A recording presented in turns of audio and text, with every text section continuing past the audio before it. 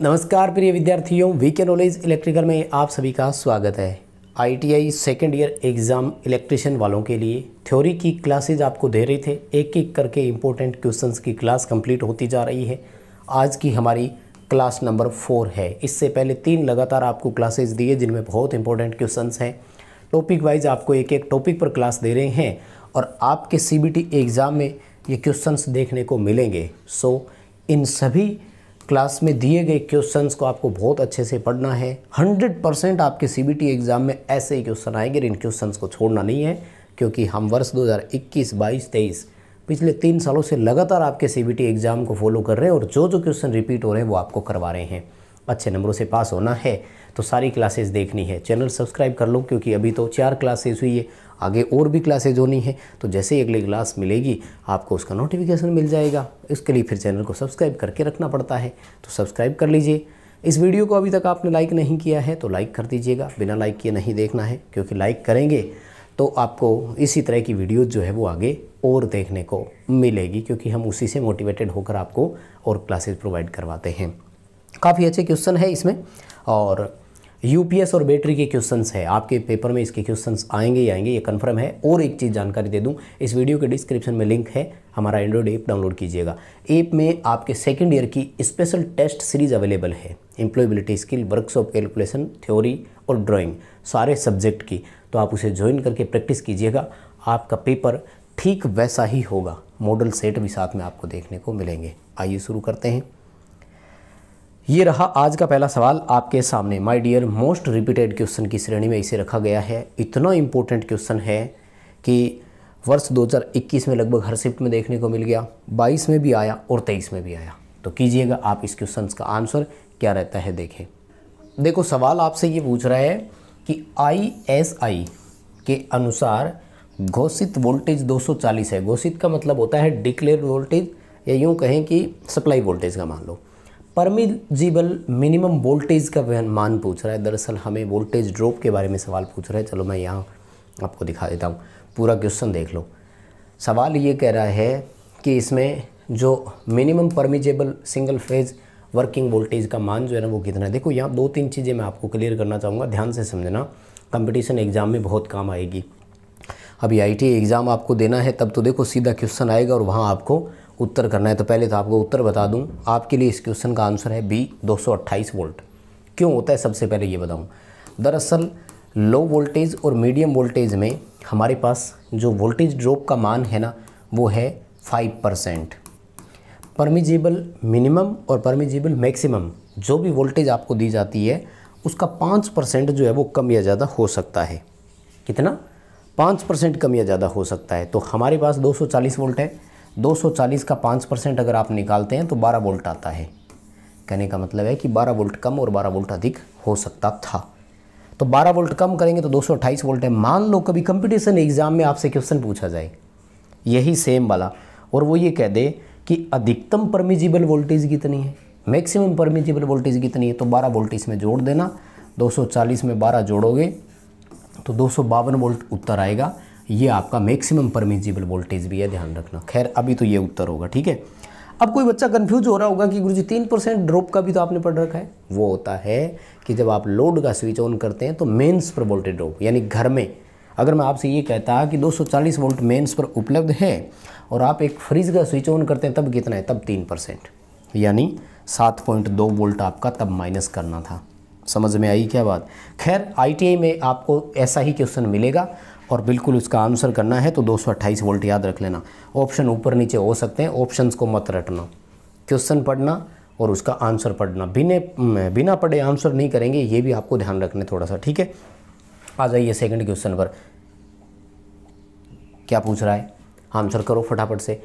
Frequency converter इनमें से कौन सा है? अगर सबके काम याद है तो वैसे ही पता लग जाएगा, नहीं तो आपको मैं बता दूं, साइक्लो कन्वर्टर बोलते हैं इनको, जिनका काम है फ्रीक्वेंसी बदलना। कहाँ काम में लिए जाते हैं ये?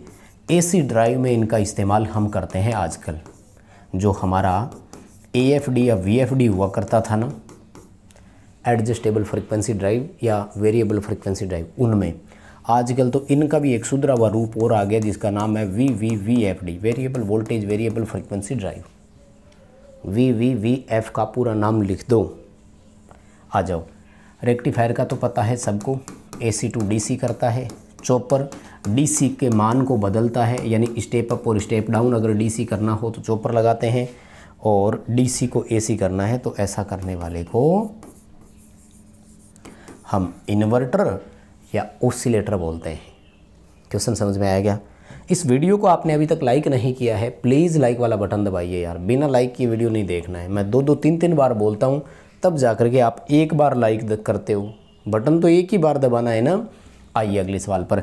यूपीएस का पूरा नाम क्या है? दरअसल आजकल हम बैकअप के तौर पर इन्वर्टर लगाते हैं ना, तो ये यूपीएस सिस्टम ही तो है। पूरा नाम होता है अनइंटरप्टेबल पावर सप्लाई या अनइंटरप्टेड पावर सप्लाई, मतलब पावर सप्लाई जो कि बाधित नहीं हो। बैकअप है हमारा, जब घर में AC सप्लाई चली जाए तो ये यूपीएस इन्वर्टर के माध्यम से हमें सप्लाई देता रहे।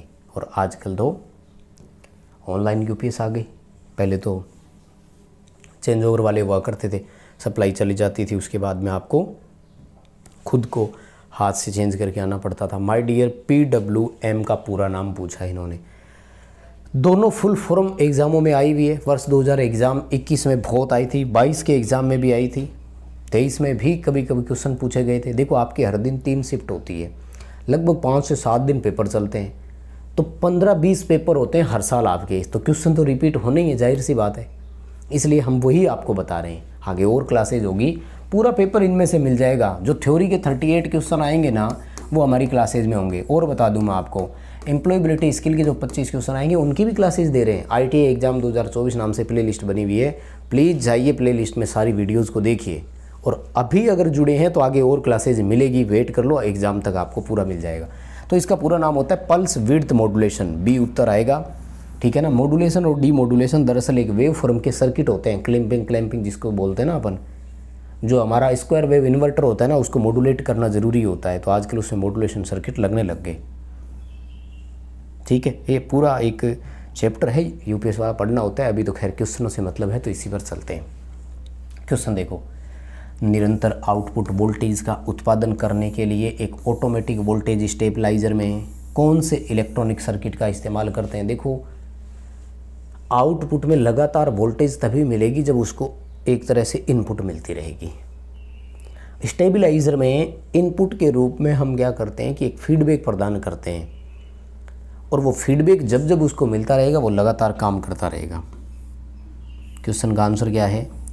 फीडबैक सर्किट है। हमारे सर्किटों में फीडबैक 2 तरह के होते हैं, पॉजिटिव फीडबैक और नेगेटिव फीडबैक।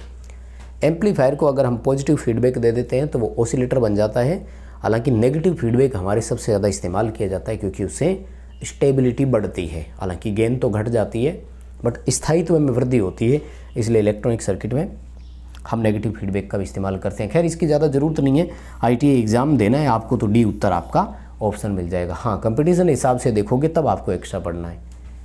क्वेश्चन आएगा सेम, उत्तर करना है फीडबैक सर्किट, ऑप्शन नहीं देखना, A B C D कुछ नहीं देखना, क्योंकि वहाँ पे किसी भी ऑप्शन में हो सकता है ना वो। अगला सवाल देखो भाई, क्या कह रहे हैं? ऑटोमेटिक वोल्टेज स्टेबलाइजर में स्टेबलाइजर के लिए किस फीडबैक नेटवर्क का इस्तेमाल करते हैं हम? वहाँ पर देखो, ऑटोमेटिक वाला जो होता है ना, इसमें वोल्टेज डिवाइडर नेटवर्क होता है, हमेशा ध्यान रखना। यानी वोल्टेज को डिवाइड किया हुआ होता है या वोल्टेज को विभाजित किया हुआ होता है। वोल्टेज डिवाइडर के रूप में भी ना UJT सर्वाधिक इस्तेमाल होती है, ये भी आपको ध्यान रखना है। अभी मैंने कंपटीशन एग्ज़ाम वालों के हिसाब से UJT पर क्लास दिया था, तो UJT का एक सर्किट इस्तेमाल के रूप में आता है, ऑप्शन पूछे जाते हैं। क्या बताओगे? वोल्टेज डिवाइडर के रूप में काम में लेते हैं। खैर अभी ये क्वेश्चन आएगा, मतलब हम वोल्टेज के हिसाब से ही काम में लेते हैं, फीडबैक देते हैं तो भी वोल्टेज का ही देते हैं। आउटपुट वोल्टेज का कुछ हिस्सा निकाला, वापस फीडबैक में दे दिया, अब हमारा सर्किट लगातार काम कर रहा है और हमें कंटिन्यू सर्किट मिलता जा रहा है। ठीक है भाई, B उत्तर आएगा। अच्छे से याद कर लेना, गारंटी है आपके पेपरों में क्वेश्चंस यही मिलेंगे। ठीक है जी, आइए अगले सवाल पर। इन्वर्टर का काम कौन सा है? किसको बताने की ज़रूरत है क्या? गलत नहीं होना चाहिए, नहीं होगा मुझे भी पता है, लेकिन अच्छा क्वेश्चन है, आएगा ज़रूर पेपरों में। इन्वर्टर का काम होता है DC को AC करना। अब DC को AC करने का ऑप्शन देखो कहाँ है, ये रहा B, है ना। डीसी वोल्टेज को एसी वोल्टेज में परिवर्तित करता है उसे हम इन्वर्टर बोलते हैं। ये क्वेश्चन कंपटीशन एग्ज़ाम के लिए भी बड़ा इम्पोर्टेंट है और इसे अच्छे तरीके से पढ़ लेना भाई। एक सवाल दिया है आपको, एसी वोल्टेज स्टेबलाइज़र का ये कौन सा प्रकार है, आपसे खुद पूछ रहा है वो। क्या आपको मोटर की फील्ड टेपिंग का एक ऑप्शन याद है जिसमें सेलेक्टर स्विच लगता था यूनिवर्सल मोटर का, फील्ड टेपिंग विधि से गति नियंत्रण करने का? तो ये सेम वही है, देखो 1, 2 और 3 टेपिंग स्विच लगा रखा है। सेलेक्टर स्विच को 1, 2, 3 पे सेलेक्ट करोगे, टर्न की संख्या बढ़ती जाएगी, आउटपुट वोल्टेज भी बढ़ती जाएगी, क्योंकि ट्रांसफार्मर है ना ये। तो ट्रांसफार्मर की आउटपुट साइड जो होती है उसमें वोल्टेज सेलेक्ट किए गए टर्न की संख्या पर ही डिपेंड करता है। आपने इतनी सी वाइंडिंग ली, वोल्टेज कम है, फिर आपने टर्न बढ़ा दिए, फिर टर्न बढ़ा दिए, आउटपुट वोल्टेज बढ़ती जाएगी। तो हम हाथ से कर रहे हैं, हाथ से करने वाले को बोलते हैं मैनुअल स्टेबलाइज़र। क्या बोलते हैं? मैनुअल वाला। तो मैनुअल स्टेप्ड वोल्टेज स्टेबलाइज़र है। ठीक है जी, बिना देखे कर दिया था क्या उत्तर आपने इसका? अच्छा क्वेश्चन है वैसे। देखो अगला सवाल क्या पूछ रहा है आपसे। ये चलते इन्होंने सेल दे दिया। बताओ यूपीएस वाला चैप्टर है, इसमें सेल कैसे आ गया? UPS and battery, UPS and inverter, battery लगती है इसलिए बैटरी सर्किट में है। सवाल देखो, सेकेंडरी सेल में कठोर सल्फेशन दोष को कैसे रोका जा सकता है? सल्फेशन दोष नाम सुना है ना? बैटरी को लगातार डिस्चार्ज हालत में आप लंबे समय तक छोड़ देते हैं तब। हालांकि मैं थोड़ा सा इस सवाल से सहमत नहीं हूँ। ये कह रहा है कि रोका कैसे जा सकता है। आप सल्फेशन को रोक तो नहीं सकते, सल्फेशन आने के बाद में उसका आप रिमेडी कर सकते हैं। हाँ, रोकने का भी है, खैर रोकने का ये है कि टाइमली उसे यूज़ करते रहो, बैटरी को एक्टिव रखो। विद इन 1 वीक एक बार डिस्चार्ज कर लो, फिर से चार्ज कर लो, बिना काम के भी उसे डिस्चार्ज कर लो, वो कह रहे। तो उसे एक्टिव रखना होता है। लेकिन अब यहाँ तो रिमूव करने की बात कर रहा है, तो आप उसको ट्रिकल चार्जिंग विधि अपना करके सल्फेशन दोष को हम समाप्त कर सकते हैं। याद है ना? इससे बैटरी लंबे समय से चार्ज होती है। ट्रिकल चार्जिंग क्या होती है? धारा का मान होता है उसकी रेटेड करंट का 2 से 3%, जिस पर हम उसे चार्ज करते हैं। लंबा समय लगता है लेकिन बैटरी फिर से एक्टिव हो जाती है और वैसी की वैसी हो जाती है। तो ये सल्फेशन दोष की रिमेडी है, ना कि प्रिवेंशन है। हालांकि सवाल गलत है इनका, इन्होंने प्रिवेंशन पूछा था। प्रिवेंशन के लिए अगर मैं बात करूं तो आपको मैं वही सुझाव दूंगा फिर भी कि 1 हफ्ते के अंदर चार्ज और डिस्चार्ज करें। राइट, आइए अगले सवाल पर। यूपीएस को पूरे लोड के साथ ट्रिप करने का कारण क्या है? अब ये भी थोड़ी सी लैंग्वेज गलत है, हिंदी पढ़ोगे तो गलत हो गई होगा। फुल लोड कह रहा है ये, दरअसल फुल नहीं, रेटेड लोड की बात कर रहा है। ये कह रहा है कि रेटेड भार है यूपीएस लेकिन फिर भी ट्रिप हो रहा है। तो ये तो मैं एग्जांपल दे चुका हूँ। वो कह रहा है कि लोड करंट 10 एम्पियर है और इसकी रेटिंग भी 10 एम्पियर ही था। तो जाहिर सी बात है जो हमारा ओवरलोड रिले होगा इसकी सेटिंग लगभग 15 एम्पियर के आसपास होगी। 10 एम्पियर रेटिंग करंट है, 10 एम्पियर ही ले रहा है लेकिन फिर भी ट्रिप होती जा रही है, इसका मतलब रिले ख़राब है या रिले की सेटिंग गलत है। 15 एम्पियर पर सेट करना चाहिए था, आपने 8 एम्पियर पे कर रखा है। तो लोड तो 10 एम्पियर चल रहा है ना, रिले ट्रिप होगी। तो फॉल्ट आपको यही देखना है। बी उत्तर करना है, incorrect overload relay setting. Overload relay की सेटिंग सही नहीं है। हाँ, अगर सेटिंग पूरी है, अंडर करंट भी ट्रिप होता जा रहा है तो फिर रिले भी दोष युक्त है, ध्यान रखना। और ऐसा हो जाता है, एक निश्चित समय के बाद रिले खराब हो जाती है क्योंकि बायोमेट्रिक स्ट्रिप ही तो है, रेखीय प्रसार गुणांक होता है दोनों पत्तियों का, वो बदल जाता है समय के साथ। वो बदल जाता है तो रिले कम करंट पे ट्रिप होनी शुरू हो जाती है। सवाल देखो क्या कर रहा है, सेल को लोड करने के दौरान क्या प्रभाव पड़ता है? धारा शक्ति गिर जाती है और शून्य हो जाती है। थोड़ी सी हिंदी लैंग्वेज सेट नहीं है, इंग्लिश के हिसाब से मैं आपको और अपनी लोकल भाषा के हिसाब से बता देता हूँ। वो ये कह रहा है कि एक सेल पर जैसे ही लोड डालते हैं तो उसकी करंट 0 हो जाती है, एकदम से घटकर 0 आ जाती है। नो लोड पर वोल्टेज नापते हैं, सही दिखा रहे हैं, लेकिन जैसे लोड डालते हैं काम नहीं कर रहा, करंट 0। तो इसे बोलते हैं पोलराइजेशन फॉल्ट। शुद्ध हिंदी में क्या बोलते हैं? ध्रुवीकरण दोष या ध्रुवाच्छादन नाम से दोष भी आता है। राइट, मेरा सवाल आपसे ये है, जो बच्चे खासतौर से कंपटीशन एग्जाम की तैयारी करें, इस ध्रुवाच्छादन दोष का निवारण क्या है? हम इससे बचाव के लिए क्या लगाते हैं? ये उत्तर कर दो आप। आपको इसका आंसर करना है कि ध्रुवाच्छादन दोष का निवारण क्या है। मैं बताऊंगा भी नहीं, वीडियो पर आपको कमेंट करना है ताकि हम बाद में भी इसको देखें तो याद रहें, और क्लास कंप्लीट होने के बाद जिसका कमेंट आएगा उसके कमेंट को हम पिन कर देंगे। आइए अगले सवाल पर। वोल्टेज स्टेबलाइजर में एक इलेक्ट्रॉनिक सर्किट जो शॉर्ट सर्किट दोष की जांच करने के लिए इस्तेमाल करेगा। इलेक्ट्रॉनिक में शॉर्ट सर्किट अगर आ गया तो मल्टीमीटर ही सबसे बेटर ऑप्शन है, क्योंकि हम इससे कंटिन्यूटी भी नाप लेंगे, ज़रूरत पड़ी तो रेजिस्टेंस भी नाप लेंगे, सारे हथियार होंगे हमारे पास। इसलिए इलेक्ट्रॉनिक सर्किट में अगर कभी भी कोई फॉल्ट आता है तो मल्टीमीटर से ही जांच होती है। ये तो रेडियो टीवी मैकेनिक जितने भी होते हैं उनके पास आप देख लो, आपको पता लग ही जाएगा। यस माय डियर, बहुत इंपॉर्टेंट क्वेश्चन है। हरियाणा लाइनमैन 2021 में ये क्वेश्चन कंपटीशन एग्जाम में भी आ चुका है, सेम टू सेम था। क्या क्वेश्चन पूछ रहे हैं? कांस्टेंट वोल्टेज ट्रांसफार्मर किस सिद्धांत पे काम करते हैं? माय डियर, फेरो रेजोनेंट सिद्धांत पर ये काम करते हैं। शुद्ध हिंदी में बोलते हैं लोहे अनुनाद। फेरो को लोहे बोलते हैं, रेजोनेंट को अनुनाद बोलते हैं। दरअसल जिस तरह से ट्रांसफार्मर की कोर संतृप्त होती है, ठीक वैसी तरह से मैग्नेटाइजिंग संतृप्त की ये बात करता है। कभी पूरी डिटेल से इस ट्रांसफार्मर की कार्यप्रणाली समझाऊंगा आपको, ठीक है। सी उत्तर करना। अभी तो क्वेश्चन अच्छा है, रिपीट हो सकता है, बहुत इंपॉर्टेंट क्वेश्चन है, आराम से पढ़ लीजिएगा कंपटीशन वालों। आइए अगले सवाल पर। डिस्चार्ज सेल के आंतरिक सेल प्रतिरोध पर क्या प्रभाव पड़ेगा? देखो, सेल जैसे जैसे डिस्चार्ज होता है उसके आंतरिक प्रतिरोध में वृद्धि होती है। आंतरिक प्रतिरोध में वृद्धि होती है, आंतरिक प्रतिरोध समय के साथ बढ़ता ही है, और सेल समय के साथ क्या होता है? डिस्चार्ज होता जाता है, ठीक है ना। देखो नेक्स्ट क्वेश्चन देख तो क्या पूछ रहे हैं अपन से। सवाल पूछा जा रहा है, इनमें से किस शब्द से तात्पर्य है किसी पदार्थ का द्रव्यमान इलेक्ट्रोलाइट से 1 कूलाम विद्युत द्वारा मुक्त होता है। शायद कहीं ना कहीं अगर विद्युत रासायनिक तुल्यांक और वो टॉपिक आपने अच्छे से कवर कर रखा हो तो कोई प्रॉब्लम नहीं आएगी। दरअसल हमने देखा है कि पदार्थ पर एकत्रित होने वाला द्रव्यमान ZIT के बराबर होता है, राइट। सवाल पूछ रहा है कि किस शब्द से तात्पर्य है कि पदार्थ का द्रव्यमान इलेक्ट्रोलाइट के 1 कूलाम से मुक्त होता है। यानी 1 कूलाम या प्रति कूलाम की अगर अपन बात करें तो इसकी बात कर रहा है वो। प्रति का मतलब होता है भाग, यानी इसमें हमें Q का भाग देना है जो कि IT के बराबर होता है, यानी द्रव्यमान प्रति कूलाम। भाषा समझ में आई? नहीं आई? दोबारा बताता हूँ, सुनो, सिंपल भाषा में सुन लो। द्रव्यमान 1 कूलाम, 1 को हिंदी में बोलते हैं प्रति, द्रव्यमान को इंग्लिश में बोलते हैं मास।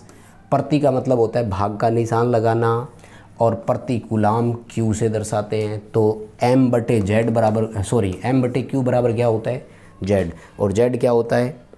इलेक्ट्रोकेमिकल इक्विवेलेंट, विद्युत रासायनिक तुल्यांक। डी उत्तर सही कर देना। इस वीडियो को लाइक कर दो, आपने अभी तक नहीं किया, बिना कहे करते ही नहीं हो, पता नहीं क्या प्रॉब्लम है। और डिस्क्रिप्शन में लिंक है, ऐप डाउनलोड ज़रूर कर लेना। ऐप में आपके लिए इस तरह के फ्री टेस्ट भी अवेलेबल है, ITI होल्डर्स वाले, और आपके लिए टेस्ट सीरीज़ पेड वाली भी अवेलेबल है। आइए अगले क्वेश्चन पर बढ़ते हैं। ऑफलाइन UPS पर ऑनलाइन UPS का फ़ायदा क्या है? ध्यान रखिएगा, आजकल एक और सवाल आपसे पूछा जा रहा है, वो भी मैं बता रहा हूँ। क्वेश्चन पूछा जाता है कि ऑनलाइन UPS जो होता है इसका कन्वर्जन टाइम कितना है, और ऑप्शन है इसका 0 सेकंड। मतलब कि जैसे ही लाइट चली गई तो आपको ये लाइट कब प्रोवाइड कराना शुरू करता है? तो आजकल इस तरह का ऑटो सिस्टम है कि जैसे ही लाइट गई है ये तुरंत आपको देता है, जस्ट सेकंड भी नहीं लगता है। हाँ, हल्का सा डिप जरूर आता है, जिससे जो एक्सपीरियंस वाले होते हैं ना वो पकड़ लेते हैं, उनको समझ में आ जाता है कि लाइट चली गई, इन्वर्टर शुरू हो गया है। तो ये पेपरों में आजकल ना कंपटीशन एग्जाम में सवाल आता है एक तो इस क्वेश्चन को याद रखिएगा। अब सेकंड सवाल ये आ गया हमारा कि पुराने टाइम में ऑफलाइन UPS के जैसा होता था, तो उसमें एक चेंज ओवर स्विच लगता था, जिससे पहले मेन सप्लाई को काटो और इन्वर्टर वाले सिस्टम को या जनरेटर वाले सिस्टम को ऑन करो। आजकल ऑटोमेटिक वाला आया है जिसमें हमें कोई चेंज ओवर नहीं करना होता है। आपका डी उत्तर सही होगा। Free from change over and transition problems, यानी चेंज ओवर की कोई प्रॉब्लम नहीं है, ऑटोमेटिक ये ऑन और मतलब सेट होता है या सप्लाई के साथ जुड़ता है। तो इसकी टाइमिंग का आता है, और एक ये वाला सवाल आ जाएगा, ठीक है। हमें चेंज ओवर करने की ज़रूरत नहीं है, ये आपको ध्यान रखना है। अगला क्वेश्चन देखो, वर्ग तरंग इन्वर्टर का उपयोग कहाँ करते हैं? स्क्वायर वेव की बात कर रहा है, ध्यान रखिएगा। स्क्वायर वेव इन्वर्टर यानी DC को AC में बदलने वाली सर्किट इन्वर्टर कहलाते हैं। उनमें कि वो सर्किट होते हैं जो हमें वर्गाकार तरंग दे रहे हैं, और हमारे इक्विपमेंट जो होते हैं वो साइन वेव के लिए बने होते हैं। अब जैसे ही अगर मैं साइन वेव का कंपैरिजन कराऊं तो हमारे जितने भी मशीन वाले सिस्टम होते हैं ना, ये दरअसल साउंड करना शुरू कर देते हैं, हमिंग नॉइस बहुत आता है, और इलेक्ट्रॉनिक इक्विपमेंट तो कोई भी नहीं चलता। सबसे इजी और मोस्ट यूजेज के बारे में है तो वो है GLS, यानी जनरल लाइटनिंग के लिए सामान्य प्रकाश व्यवस्था में आप इसका इस्तेमाल कर सकते हैं, और इसका कोई यूजेज नहीं है क्योंकि प्रॉपर फंक्शन नहीं करेगा। हमारे equipment proper function sine wave के लिए डिज़ाइन होते हैं। डी उत्तर आएगा, सामान्य प्रकाश व्यवस्था में हम इसका इस्तेमाल करते हैं। अच्छा क्वेश्चन है, पढ़ लेना इसे। पहले क्वेश्चन देखो फिर इसके ऑप्शन दिखाऊंगा। सवाल क्या पूछ रहा है, यदि यूपीएस का आउटपुट वोल्टेज सामान्य से अधिक है तो दोष क्या है। यानी यूपीएस जो है वो आपको ज़्यादा आउटपुट दे रहा है जितनी उसकी रेटिंग है, जो सेट किया हुआ है वो वाला, तो इसके तो क्वेश्चन ही रह गए भाई, ये शायद एरर ही है इसमें। कोई बात नहीं, तो मैं वैसे ही बता देता हूँ क्वेश्चन का। इसका आंसर आएगा फीडबैक सर्किट में फॉल्ट है। क्या? फीडबैक सर्किट फॉल्टी है, दोष युक्त फीडबैक परिपथ है, वो प्रॉपर फीड नहीं कर पा रहा है। जो आउटपुट दे रहा है वो फीडबैक के रूप में उसे गलत इनपुट वापस दे रहा है। देखो सीधी सी बात है, अगर इनपुट या फीडबैक ही गलत आएगा ना तो उल्टे काम तो होने ही है, आउटपुट उल्टा निकलेगा ही निकलेगा। इसीलिए मैं तो देखो आप सबको ना एकदम सीधा और सटीक फीडबैक देता हूँ कि देखो भैया तुम्हारी तैयारी इतनी सी है, ठीक है ना, इस लेवल पर आप खड़े हो, अब मिलान कर लो कंपटीशन के दौर में आप कहाँ हो। इसलिए हमेशा बोलता हूँ मैं तो आपको, पढ़ो। अगला सवाल देखो भाई क्या पूछ रहा है, एक साधारण इन्वर्टर में महत्वपूर्ण चरण क्या है। इन्वर्टर में क्या क्या स्टेप्स होते हैं, काम तो पता है ना, क्या करता है इन्वर्टर, डीसी को एसी करता है, लेकिन उसमें होता क्या क्या है। दरअसल देखो सीधी सी बात तो ये बताई जाती है कि सबसे पहले जो डीसी सिस्टम या बैटरी बैकअप होता है ना, वहाँ आपके पास एक ओसिलेटर लगा रहता है जो इस डीसी को एसी करता है। फिर एक एम्पलीफायर लगा रहता है जो इस एसी को एम्पलीफाई कर देता है, यानी बढ़ा देता है। और एक आपके पास सर्किट होगा जो उसको फीडबैक देता रहेगा। देख लो ऐसा कहाँ पर है, ओसिलेटर और रेक्टिफायर नहीं, रेक्टिफायर नहीं होगा, ओसिलेटर एम्पलीफायर ठीक है लेकिन फीडबैक नहीं बताया, एम्पलीफायर और ट्रांसफार्मर आउटपुट स्टेज। चलो डी ऑप्शन आएगा, देखो एक ओसिलेटर होगा, एक एम्पलीफायर होगा और एक आउटपुट साइड में ट्रांसफार्मर भी होगा जो फाइनल एसी को स्टेप अप करेगा, ठीक है। डी ऑप्शन के साथ जाना है, ओसिलेटर, एम्पलीफायर और ट्रांसफार्मर आउटपुट स्टेज, ठीक है जी। आइए अगले सवाल पर, क्या पूछ रहा है, यूपीएस में कम बैकअप का कारण क्या है। देखो बैकअप पूरा नहीं है, लोड ज़्यादा है, रेटिंग कम है, सिंपल सी बात है। आपने इन्वर्टर लगा लिया 120 AH का, तो क्या अर्थ निकलता है, कंपटीशन वालों को तो पता ही है। मान लेते हैं कि 10 एम्पियर का लोड चलता है तो कितने घंटे चलेगा, 12 घंटे। लेकिन भाई साहब लोड इतना डाल दिया आपने कि करंट 10 एम्पियर की जगह 20 एम्पियर है, तो 6 घंटे का बैकअप देगा आपको इन्वर्टर, यूपीएस जो भी है। तो प्रॉब्लम कहाँ है, रेटिंग कम है, लोड ज़्यादा डाल दिया, ठीक है ना। सिंपल भाषा में आपको बताना है, क्या उत्तर करोगे, डी उत्तर आएगा। Ampere hour capacity of battery is not sufficient, battery की AH क्षमता पर्याप्त नहीं है जितनी आपको चाहिए। यानी यूँ बोल सकते हो कि लोड अधिक है, रेटिंग कम है, बैटरी की एम्पियर आवर कैपेसिटी हमें बढ़ाने की ज़रूरत है, लोड कम करने की हमें ज़रूरत है। या तो लोड जो अनावश्यक चीज़ें हैं उनको बंद कर दो, ठीक है ना। और ये किसका क्वेश्चन आ गया, अच्छा ये है उस क्वेश्चन का आंसर भाई, सॉरी अब आ रहा है वो वाला क्वेश्चन, ठीक है ना। क्या था, यूपीएस में आउटपुट जो है वो निर्धारित मान से अधिक है, तो ये रहा बी ऑप्शन है, डिफेक्टिव फीडबैक सर्किट। ये थोड़ा सा आज PDF बनाने में गलती हुई है, कोई बात नहीं, अगली क्लास में सुधार जरूर करेंगे। क्वेश्चन पढ़ लेना आराम से, मैंने वैसे क्वेश्चन बता दिया, कोई दिक्कत है नहीं आपको। अगला क्वेश्चन देखो, जो प्रीवियस पहले पढ़ करके आए थे बस वही क्वेश्चन है, एक तरह से यूँ समझ लो रिपीट हुआ है। वो कह रहा है कि यूपीएस का बैकअप समय आप कैसे बढ़ाओगे। पिछले सवाल में क्या पूछा था, यूपीएस का बैकअप समय कम है, इसके पीछे रीज़न क्या है, कारण क्या बताया, बैटरी की एम्पियर और कैपेसिटी कम है। अब पूछ रहा है कि फिर आप बैकअप को कैसे बढ़ाएंगे, तो बैकअप को बढ़ाने के लिए बैटरी की रेटिंग बढ़ाओ भाई, बैटरी चेंज करो। अगर आपने पैरेलल में 2 बैटरी लगा रखी है तो 3 लगाओ, 4 लगाओ, 7 लगाओ, 10 लगाओ, एज पर लोड रिक्वायरमेंट्स। आपके भार की ज़रूरतें क्या है, क्या उत्तर करोगे। बी आएगा ना increase the H capacity of battery, ठीक है, बैटरी की एम्पियर आवर कैपेसिटी बढ़ा देंगे, एम्पियर आवर कैपेसिटी बढ़ाएंगे तो अपने आप वैल्यू बढ़ जाएगी। चलिए जी, क्वेश्चन एक फिर आ रहा है। पहले सवाल पूछा था फेरो रेजोनेंट सिद्धांत वाला, कांस्टेंट वोल्टेज ट्रांसफार्मर, सीवीटी बोलते हैं उसे, वो किस सिद्धांत पे काम करते हैं। अब क्वेश्चन पूछ रहा है कि सर्वो वोल्टेज स्टेबलाइजर जो होता है उसमें कौन सा ट्रांसफार्मर होता है। ध्यान रखना, सर्वो वोल्टेज स्टेबलाइजर में टोरॉइडल ट्रांसफार्मर होता है। टोरॉइडल जानते हो क्या कोर कौन सी होती है? डोनट शेप कहलाती है। ध्यान रखना, आ सकता है पेपर में सवाल। क्या क्वेश्चन है मेरा आपसे?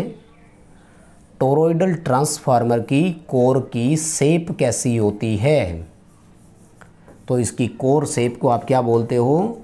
डोनट बोलते हैं। डोनट मतलब दो काजू आमने सामने मिले हुए हो ना, उसके जैसी होती है, जिस पर टर्न कैसे लगे रहेंगे माय डियर?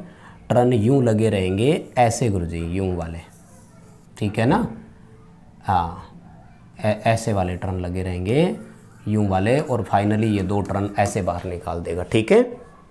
अभी तो खैर सी उत्तर करना। सर्वो वोल्टेज स्टेबलाइजर में टोरॉइडल ट्रांसफार्मर का इस्तेमाल किया जाता है और इसकी कोर जो है वो डोनट शेप की होती है। इंग्लिश वाले आईटीआई वाले बच्चों के हिसाब से बताते, साथ में कंपटीशन वालों को भी बता रहे हैं, जैसे पूछ लिया जाएगा। आईटीआई वालों से तो इतना ही पूछेगा कि कौन सा ट्रांसफार्मर है, तो आप तो टोरॉइडल याद रखो, उसकी कोर शेप, और वो बाद की बात है। आईटीआई जब पास हो जाओगे उसके बाद जरूरत पड़ेगी। सवाल पर आइए अगले पर। ऑटोमेटिक स्टेप्ड वोल्टेज स्टेबलाइजर का इनमें से एप्लीकेशन कौन सा है? एक तो ये बता दूं कि अपडेटेड जो आया था उसमें इन्होंने सही कर दिया है, और ये आपका जो पंप मोटर और एसी है ना, इन दोनों की जगह इसको अपडेट कर दिया है इन्होंने। वैसे इसमें ज़्यादा चिंता करने की ज़रूरत है नहीं, क्योंकि ऑप्शन इसका सी है, टेलीविज़न या टीवी रिसीवर है, ठीक है ना। तो हमें ऑप्शन से वैसे ज़्यादा सोचने की ज़रूरत नहीं है, क्योंकि देखो इसमें हिंदी में एसी और इंग्लिश में पंप मोटर दिया हुआ था। खैर आपको तो आंसर याद रखना है, सी उत्तर करना है, टेलीविज़न, या शॉर्ट में संक्षेप में टीवी उत्तर कर देना। अच्छा है क्वेश्चन, ध्यान रखिएगा, ठीक है। और उसके बाद में अगर क्वेश्चन की मैं बात करूं, यस इसका ऑप्शन है। देखो फिर मैं क्या कहीं वैसे पहले की तरह ऑप्शन ना हो। क्वेश्चन पूछा जा रहा है कि चरणबद्ध का मतलब होता है स्टेप्ड, यानी एक स्टेप, फिर दो स्टेप, फिर तीन स्टेप, ऐसे। वोल्टेज स्टेबलाइजर में कौन सा विद्युत उपकरण वोल्टेज को सक्रिय करता है? यानी वोल्टेज के लिए जो एक्चुएटेड क्वांटिटी या एक्चुएटेड डिवाइस जिसको बोलते हैं ना, वो इनमें से कौन सी होती है? तो इसमें एक ऑटोस्टेट नाम की डिवाइस लगाते हैं। क्या लगाते हैं? ऑटोस्टेट नाम की डिवाइस लगाते हैं, जो वोल्टेज को एक स्टेप, दो स्टेप के बाद में स्टेप्ड अप करती है। ए उत्तर के साथ जाएंगे यहाँ पर अपने, ठीक है। चलो जी, अब देखो एक न्यूमेरिकल आया है, सेल बैटरी में से कर दो, सबका सही होगा, है ना, किसी का गलत तो ये होना ही नहीं है, क्योंकि आसान सा क्वेश्चन है। जिस भी बच्चे ने सेल बैटरी का चैप्टर एक बार भी पढ़ रखा है, गलत होगा ही नहीं। 1.5 वोल्ट और 8 एम्पियर आवर कैपेसिटी के टोटल 4 सेल है, और वो भी पैरेलल में जुड़े हुए हैं। टोटल कैपेसिटी पूछी है माय डियर। समांतर में वोल्टेज में कोई वृद्धि नहीं होती है। पैरेलल में बैटरी की वोल्टेज और सर्किट की फाइनल वोल्टेज उतनी ही रहती है जितनी एक सेल की वोल्टेज हो। अब अगर वोल्टेज रेटिंग के हिसाब से बात करें तो ऑप्शन ही एक ही है, एम्पियर आवर कैपेसिटी की तरफ सोचने की ज़रूरत ही नहीं थी। फिर भी याद रखिएगा, एम्पियर आवर कैपेसिटी हमेशा बढ़ जाती है और उतने ही गुना हो जाती है जितने पैरेलल ग्रुप हो।